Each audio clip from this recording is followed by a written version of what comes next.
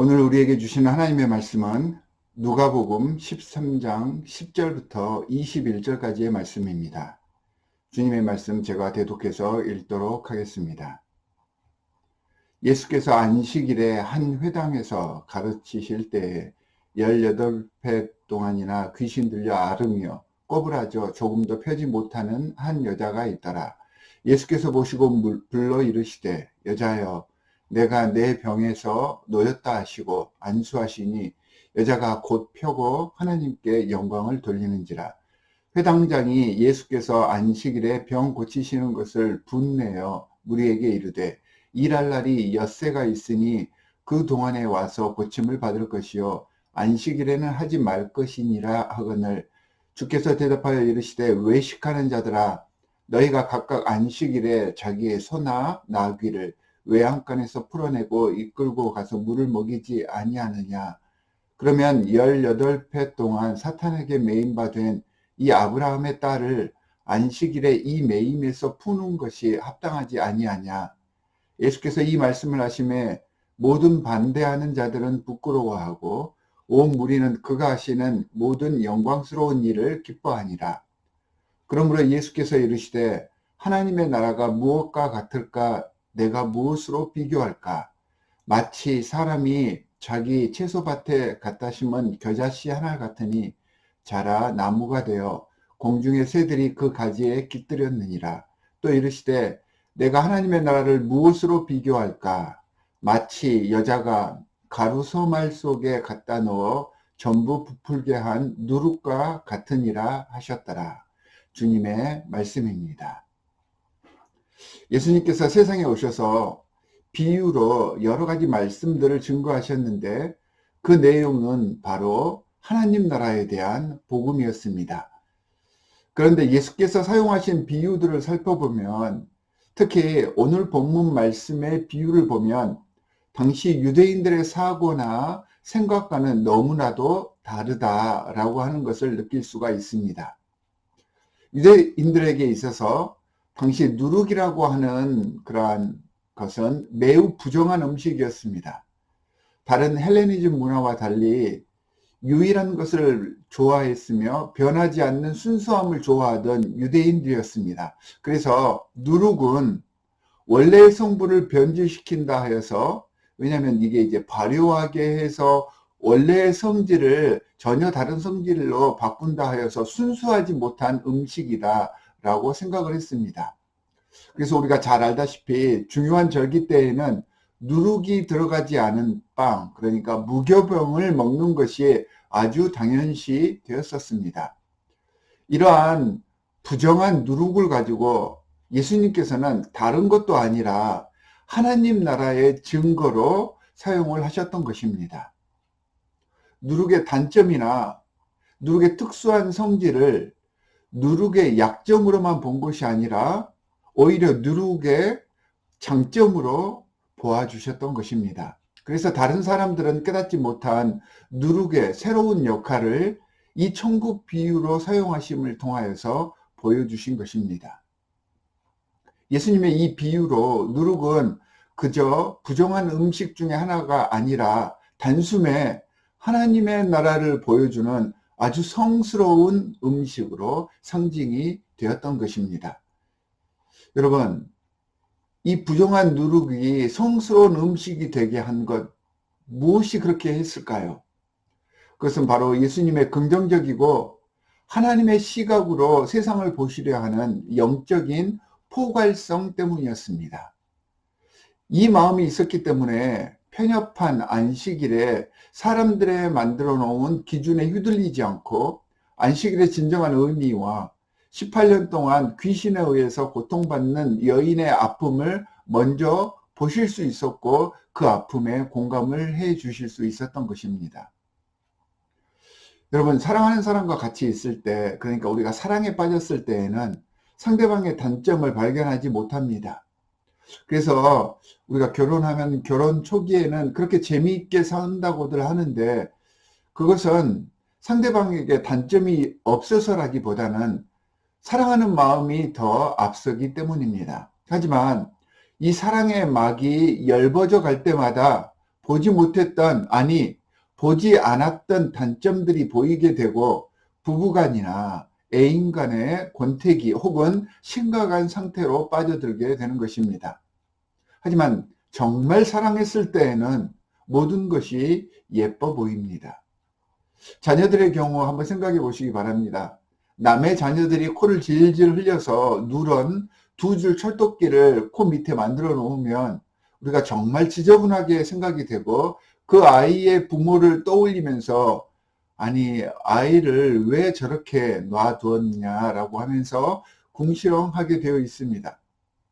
하지만 정말 사랑하는 내 아이일 경우에는 그 두 줄 철도길도 예술로 보이고 어쩔 때는 그 철도길마저 사랑스러워 보이고 자랑스러워 보이기까지 합니다. 그래서 어떤 부모들은 코를 닦아주면 코가 헌다고 입으로 빨아주기까지 하는 것입니다. 하지만 정말로 미운 사람과 함께 있으면 모든 것이 다 미워 보입니다. 다른 사람들 눈에는 우아하게 커피를 마시고 있는 것인데 나는 그 사람이 밉기 때문에 내숭 떠는 것 같이 보입니다.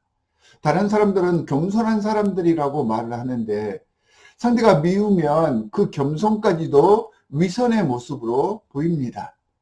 그냥 내가 미워하는 사람이 하는 모든 일들은 그냥 다 밉게 생각이 됩니다. 저 얼마 전에 텔레비전에서 아동학대에 대한 그런 보고를 TV를 통해서 보신 분도 있었을 것입니다. 정말 미워하게 되면 그런 가학행위와 사람을 죽여서 매장하는 일까지도 서슴지 않게 하고 마는 것입니다. 성령의 역사 그리고 악한 영의 역사가 별것이 아닙니다. 바로 이러한 자기 속에 내 속에 숨겨져 있는 마음을 통해서 그대로 드러나는 것입니다. 우리 모두 사람이기 때문에 항상 선한 일만 하고 살 수가 없습니다. 성령의 역사하심 속에서만 살아갈 수 없습니다. 가끔씩 미운 사람도 생기게 되고요. 속상한 그러한 상황이 발생하게 됩니다. 하지만 분명한 것은 선한 것은 성령의 영향을 그리고 악한 것은 악한 영의 지배를 받고 있다고 생각하시면 틀림이 없습니다. 그래서 로마서 8장에 보면 성령의 삶과 육체적인 삶의 비교를 우리에게 보여줍니다. 또한 갈라디아서 5장 16절부터 24절까지에서도 육체의 열매 그리고 성령의 열매를 구분해서 우리에게 보여주고 있습니다. 육체의 열매로는 음행하는 것, 호색하는 것, 주술, 원수 맺는 것, 분쟁, 시기, 분냄, 당짓는 것, 분열하는 것, 투기, 방탕함 이런 것들이 나타나 있고요. 성령의 열매로는 우리가 잘 아는 사랑, 희락, 화평, 오래 참음, 자비, 양선, 충성, 온유, 절제 이러한 열매들이 맺히게 되는 것입니다. 이 모든 열매들을 한번 보시기 바랍니다. 악한 것이든 선한 것이든 모두가 우리가 하는 행위와 감정의 표현들입니다. 우리의 삶 자체가 선과 악의 끊임없는 충돌에서 이 모든 것들이 만들어지는 것입니다. 예수님께서는 성령 안에서 거하셨기 때문에 사고의 전환과 다른 사람들이 느낄 수 없는 사물의 장점을 발견할 수 있었습니다. 마찬가지로 만일 우리가 성령의 삶을 살고자 의식하여서 결단하고 주님께 의지하며 그분의 은혜 안에 거할 수 있었을 때 우리 주위에 있는 분쟁이 미움과 다툼이 점차 화해와 사랑과 연합의 모습으로 바뀌어 가는 것입니다. 사랑하는 성도 여러분, 오늘 하루도 우리 삶의 모든 분쟁과 다툼 그리고 여러 가지 많은 이슈들을 예수 그리스도의 관점으로 바라보고 포용하며 사랑과 나눔으로 은혜의 순간들을 만들어 가시기를 간절히 바랍니다. 이를 위해 이렇게 주님의 성전에서 그리고 또한 이 말씀을 통하여서 기도하고 주를 따라가는 그런 삶을 신앙의 삶을 살고 있으니까 오늘도 이 말씀을 붙잡고 중보하며 헌신하는 귀한 주님의 백성들이 되셔서 매 순간을 승리하실 수 있기를 주 예수 그리스도의 이름으로 간절히 축원합니다. 두 가지 기도의 제목을 드리도록 하겠습니다. 첫 번째는 오늘 말씀처럼 주 예수 그리스도의 관점으로 성령의 열매를 맺기 위해서 끝까지 악한 영의 생각들과 싸워 이길 수 있는 오늘 하루가 될 수 있도록 해주십시오 라고 기도하시기 바랍니다. 두 번째는 이 팬데믹 기간, 이 코로나의 그런 여파로 정말로 많은 복음의 그런 사역들이 미뤄지고 있습니다. 세계 곳곳에서 선교사님들께서 열심히 선교 사역을 하고 있는데 이 팬데믹 기간 동안 이 사역이 제대로 이루어지지 못하고 있습니다. 이 팬데믹이 하루빨리 없어지게 하고 또한 선교의 불길이 세계 각각 곳곳에서 또한 우리가 서 있는 이곳에서 다시 한번 이 선교의 사역들이 이루어질 수 있도록 여러분들께서 중보해 주시기 바랍니다. 우리 함께 이 두 가지 기도 제목을 생각하시면서 함께 기도하도록 하겠습니다. 하나님 아버지 정말로 감사합니다. 죄 많은 우리가 무엇이고 한데 하나님의 자녀로 삼아주시고 하나님의 자녀로서의 모든 특권을 누리며 살아가게 하여 주셨습니다. 하지만 저희는 하나님의 자녀로서 당당하고 하나님의 자녀답게 살지 못하고 가끔은 악한 영의 지배를 받기도 하였으며 옳고 그른 것을 판단하지 못할 때도 있었습니다. 주님, 용서하여 주시옵소서. 인간의 힘으로 나 혼자의 이익을 위하여 모든 사물과 상황을 판단하거나 행하지 않게 하여 주시고 성령의 역사하심을 통해서 하나님의 뜻을 이 땅에 실현시켜 가게 하여 주시옵소서. 우리 안에 악한 영을 제하시사 다툼과 분쟁과 이기의 모습들이 내 속에서 사라지게 하여 주시고 이곳에서 함께 모여서 기도하고 신앙생활하는 주님의 자녀들과 함께 하셔서 주 예수 그리스도의 관점과 성품으로 내가 속한 공동체 안에서 헌신하며 사랑을 베풀게 하시고 하나님과 사람 앞에서 부끄러움 없는 성령의 열매를 맺는 귀한 일꾼들 되는 오늘 하루 되게 하여 주시옵소서.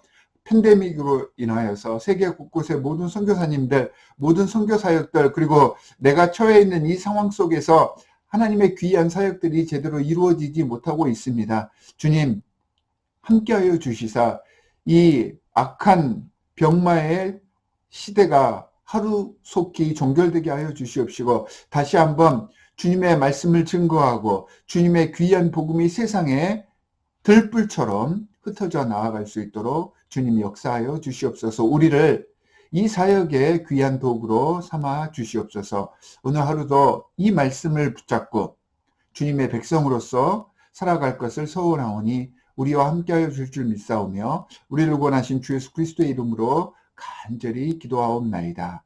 아멘. 하늘에 계신 우리 아버지여, 이름이 거룩히 여김을 받으시오며 나라가 임하시오며 뜻이 하늘에서 이루어진 것 같이 땅에서도 이루어지이다. 오늘 우리에게 일용할 양식을 주시옵고 우리가 우리에게 죄 지은 자를 사하여 준 것 같이 우리 죄를 사하여 주시옵고 우리를 시험에 들게 하지 마시옵고 다만 악에서 구하시옵소서. 나라와 권세와 영광이 아버지께 영원히 있사옵나이다. 아멘.